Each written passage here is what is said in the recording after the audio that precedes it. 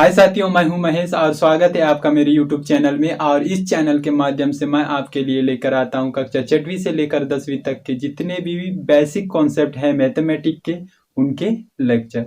तो साथियों, मैं आज आपके लिए लेकर आया हूं विभाज्यता की जांच।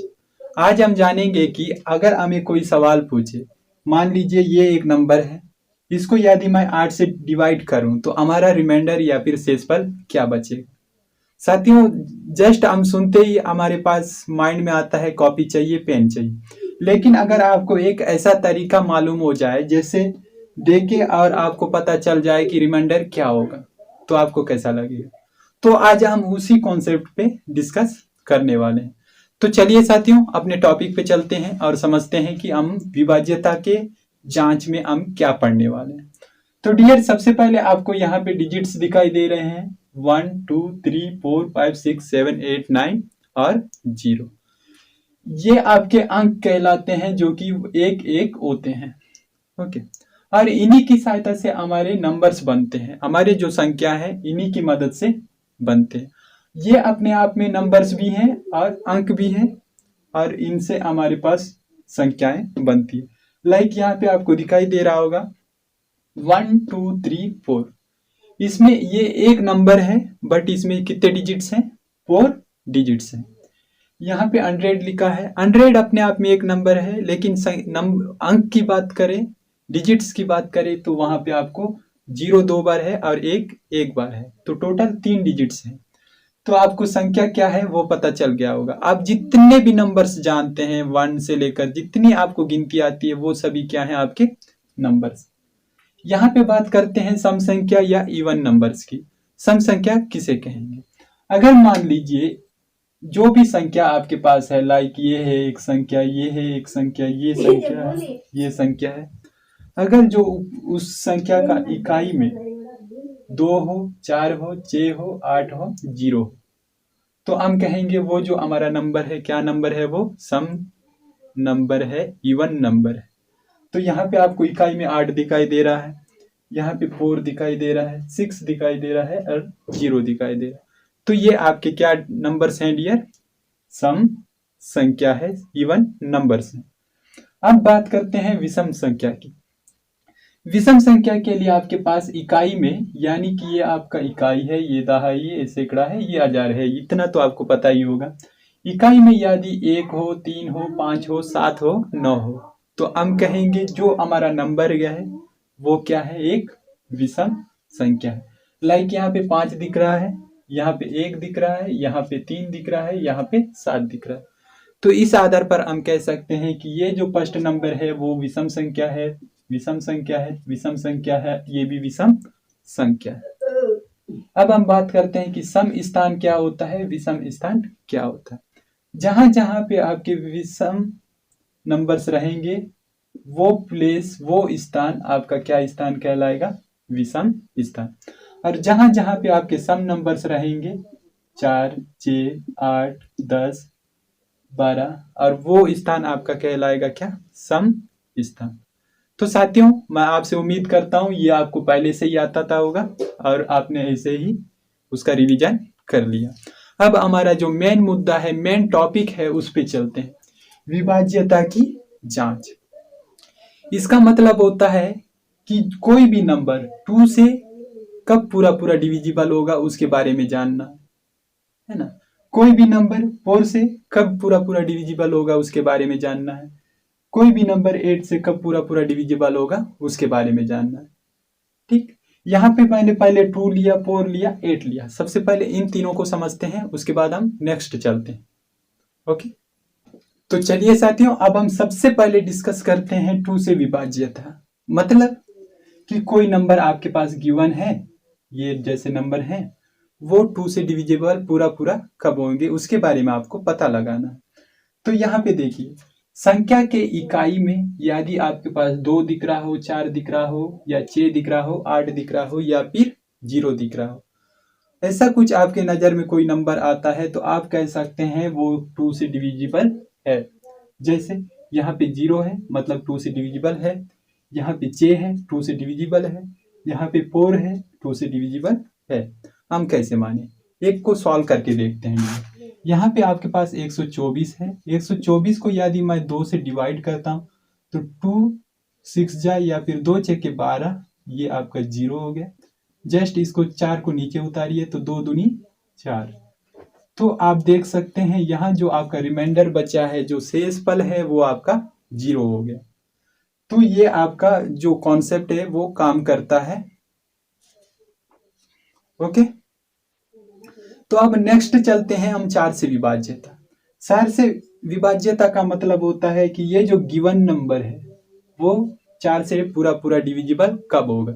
उसके लिए डियर संख्या के जो लास्ट 2 डिजिट्स हैं, मतलब 2 अंक हैं, जैसे यहाँ 4 और 0 लास्ट 2 डिजिट्स हैं, यहाँ 32 3 और 2 लास्ट के 2 अंक हैं, यहाँ 4 और 8 लास्ट के 2 अंक हैं। यदि ये 4 से डिवाइड हो, यानी कि उनको 4 से भाग देने पर वो भाग चले जाएं, तो हम कह सकते हैं ये जो पूरा नंबर है वो किससे डिविजिबल होगा, 4 से। ये जो पूरा नंबर है वो किससे डिविजिबल होगा, 4 से। ये जो पूरा नंबर है वो किससे डिविजिबल होगा, 4 से। ओके, चलिए आप देख सकते हैं यहाँ पे 40 है तो 40 के टेबल 4 के टेबल में 40 आता है तो वो डिविजिबल होगा। यहाँ पे 32 है तो 4 8 32 होता है, पूरा पूरा डिविजिबल होगा। यहाँ 48 है, मतलब 4 एकम 4 4 दूनी 8, पूरा पूरा होगा। तो ये नंबर भी पूरा पूरा होगा, उसका हम डिटेल जानते हैं। यहाँ पे आपके पास दिया है 3 4 8।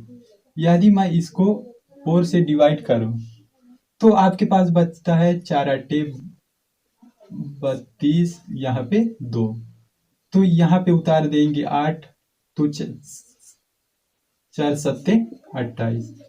तो आप देख सकते हैं यहाँ पे आपके पास रिमाइंडर आ गया 0। ओके डियर, यानी कि आपको बस डिवाइड नहीं करना है और लास्ट 2 डिजिट देखने हैं और उसका रिमाइंडर आप फाइंड कर सकते हैं।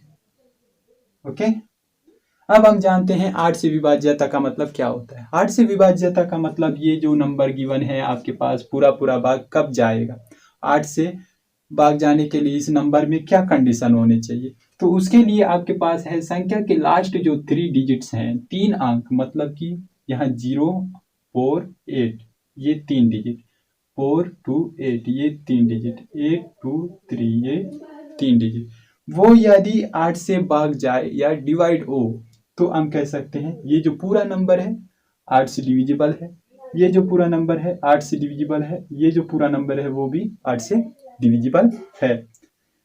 तो चलिए साथियों एक सवाल करके देखते हैं इसी में से।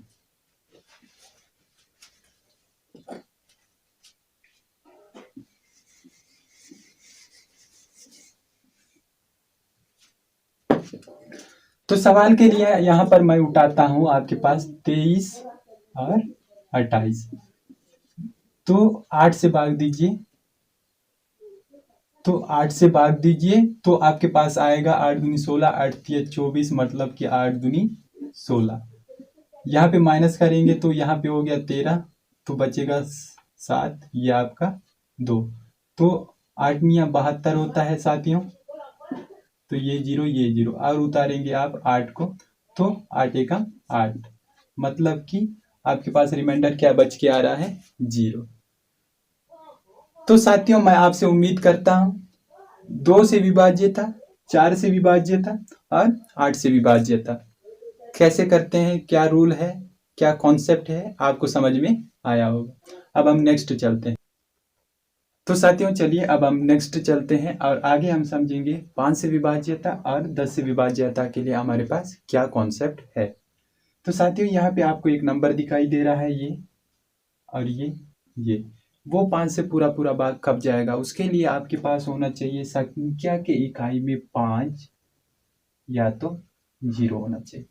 मतलब ये जो नंबर है आपके पास, यदि इस इकाई में 5 है या 0 है, यहाँ पे 5 है, यहाँ पे आपको 0 दिखाई दे रहा है, यहाँ पे 5 है, इसका मतलब आप कह सकते हैं कि ये जो 5 है उस नंबर को 5 से भाग दिया जाए तो हमारा जो शेषफल है वो पूरा 0 बच जाएगा, यानी वो 5 से पूरा पूरा डिवाइड हो जाएगा डिवाइड। चलिए देख के देखते हैं। 685 है, यदि मैं उसको 5 से डिवाइड करता हूँ तो 5 एकम 5, हासिल 1, फिर ये 18, फिर 5 तिया 15, आपका ये आपके 3 और ये 5 सत्ते 35। तो आप देख पा रहे होंगे कि ये जो हमारा कॉन्सेप्ट है 5 से विभाज्यता के लिए, इकाई में या तो 5 होना चाहिए या 0 होना चाहिए, वो काम कर रहा है। तो साथियों, इस प्रकार से जिसके यूनिट डिजिट में या इकाई में 5 या 0 आता है, उसको यदि आप 5 से भाग देते हैं तो उसका रिमाइंडर शेष पर 0 बच जाता है। चलिए अब 10 की विभाज्यता को जानते हैं। 10 से यदि किसी नंबर को भाग दें तो हमारा रिमाइंडर कब 0 बचेगा और कब नहीं बचेगा। डियर, यहाँ पे आपको दिखाई दे रहा है 0, यहाँ पे दिखाई दे रहा है 0, यहाँ पे दिखा रहा है 3। लेकिन 10 से पूरा पूरा भाग जाने के लिए संख्या की इकाई में आपको क्या होना चाहिए, 0 होना चाहिए। तभी हम उस संख्या को 10 से भाग देंगे तो हमारे पास शेष पर क्या बचेगा, 0 बचेगा। चलिए 10 से विभाज्यता को समझने के लिए एक हम एग्जाम्पल लेते हैं। यहाँ पे है आपका 8 9 0 6 0। यदि मैं इसको 10 से डिवाइड करता हूँ तो 10 8 80, फिर आपके पास आ गया 9, फिर आपका ये 0 यहाँ, 10 9 90, फिर ये कैंसर, फिर ये आपका 6, 10 0 0, फिर आपका ये हो गया 6 और ये आपका 0 यहाँ पे 10 से के 60। तो आप देख पा रहे हैं कि जो हमारा रिमाइंडर है, जो हमारा शेषफल है, वो 0 हो जा रहा है। यानी कि कोई भी संख्या 10 से तब पूरा पूरा भाग जा सकता है जब उसके उस संख्या के इकाई में कितना होना चाहिए, 0 होना चाहिए डियर। ओके, यही कॉन्सेप्ट है, समझ में आ गया होगा। अब यहाँ पे एक सवाल दिया है जो कि सबसे डिफरेंट लग रहा है, क्योंकि इसके इकाई में आपके पास 0 नहीं है, 0 नहीं है और मैंने उसको ले लिया। अगर इस नंबर से को देख कर के आपसे पूछा जाए कि ये जो नंबर है बताइए 10 से भाग देंगे तो शेष पर कितना बचेगा। डियर, यहाँ पे अगर 0 होता तो उसका शेषफल कितना बचता, 0 बचता। लेकिन यहाँ 3 है, मतलब 3 तो 10 से छोटा ही है, 10 से डिवाइड नहीं कर सकते, तो आपका शेषफल भी 3 बचेगा।